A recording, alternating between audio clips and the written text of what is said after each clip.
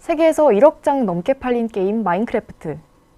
청와대 어린이날 행사에서도 활용될 만큼 어린이와 청소년들에게 인기 있는 게임입니다.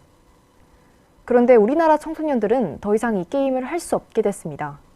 어찌된 사연인지 MTN 신보선 기자가 전해드립니다. 샌드박스 게임 마인크래프트. 지난해 청와대가 어린이날 행사를 이 게임 안에서 진행했을 만큼 초등학생들도 즐겨하는 게임입니다. 하지만 이제 미성년자는 할 수 없는 게임이 됐습니다. 지난 2011년부터 시행 중인 셧다운제가 발단이 됐습니다. 셧다운제는 청소년의 게임 과몰입 방지를 위해 16세 미만 청소년은 자정부터 새벽 6시까지 인터넷 PC 게임 접속을 차단하는 제도입니다. 게임을 운영하는 마이크로소프트는 셧다운제가 한국에만 있는 제도이다 보니 한국의 16세 미만 청소년을 걸러내기 위한 서버나 시스템을 새롭게 만들어야 하는 상황에 놓였습니다. 결국 셧다운제를 피해가기 위해 마이크로소프트의 온라인 게임 전달 서비스인 엑스박스 라이브는 한국에서 접속할 때 성인 인증 과정을 거치도록 했습니다. 이후 마이크로소프트는 지난 2014년 마인크래프트 개발사인 모장을 인수했고, 기존 모장 계정으로 마인크래프트 자바 에디션을 플레이하던 미성년자는 성인 인증을 거쳐야 하기 때문에 계정을 만들 수 없습니다. 마인크래프트가 사실상 성인 게임이 되고만 것입니다. 문제를 인식한 유튜버 김성회의 지식백과가 마인크래프트를 미성년자 계정으로 플레이할 수 없는 사태의 경위를 해설하는 영상을 게시하면서 사건이 수면 위로 떠올랐습니다. 자바 에디션을 하고 있던 한국의 미성년자들은 더 이상 마인크래프트에 접속할 수가 없게 된다는 겁니다. 마인크래프트의 성인 게임화, 전 세계 200여 개 국가 중 우리가 세계 최초의 사례가 되는 거죠. 뒤이어 마인크래프트 관련 커뮤니티 10곳에서 공동 성명문이 발표되고 청와대 국민청원이 올라오는 등 이용자들의 불만이 터져나왔습니다. 상황이 이렇자 소관부처인 여성가족부는 지난 2일 마인크래프트 게임의 청소년 이용 제한 방침은 게임사의 운영 정책에 의한 것이라는 내용을 트위터에 올리며 책임을 피해갔습니다. 그러면서도 셧다운제 개선 방안을 적극 논의할 수 있도록 국회에 협조하겠다고 밝혔습니다. 셧다운제 개선하겠다고, 개선에 국회 법안이 발의됐으니까 충분히 이제 논의될 수 있도록 적극 협조하겠다고 나간 게 있거든요. 셧다운제 개선하는 거는, 이거 바꾸는 거는 다 입법 사항이어가지고, 일단은 국회에서 그게 충분히 논의돼서 개선될 수 있도록 하는 게 중요하거든요. 청소년의 게임 과몰입을 막기 위해 도입한 셧다운제. 매끄럽지 못한 시행으로 청소년들이 즐겨오던 게임 하나를 잃게 했다는 지적입니다. MTN 뉴스 신보선입니다.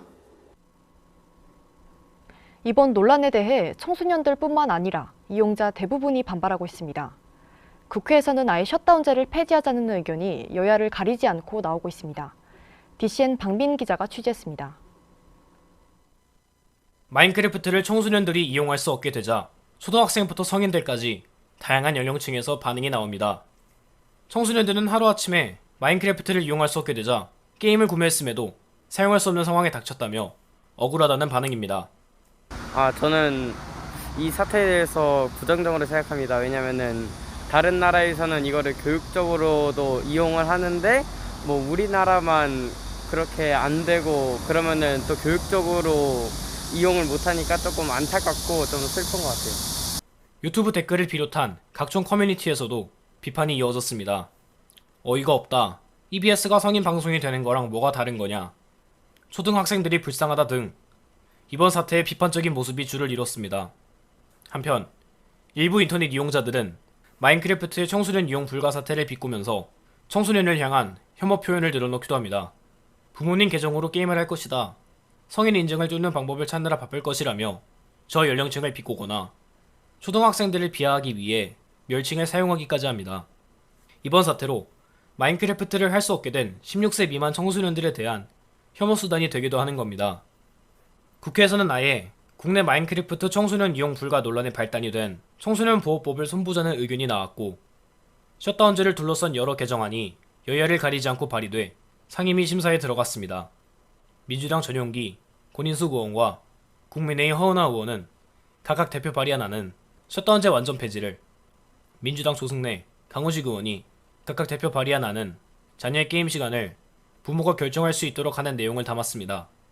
국민의힘 허은하 의원은 온라인 정책 세미나를 열고 셧다운제가 기본권을 침해하고 있다고 비판했습니다. 이렇게 헌법 정신에도 부합하지 않고 실효성도 뚜렷하지 않은 정책을 추진하다 보니까 이러한 부작용들이 자꾸 나타나게 되는데 일방적으로 틀어막기만 하는 규제로는 문제를 해결하지 못할 뿐만 아니라 소관부처인 여성가족부는 이전부터 셧다운제 완화를 위한 논의를 추진해왔다고 밝혔습니다.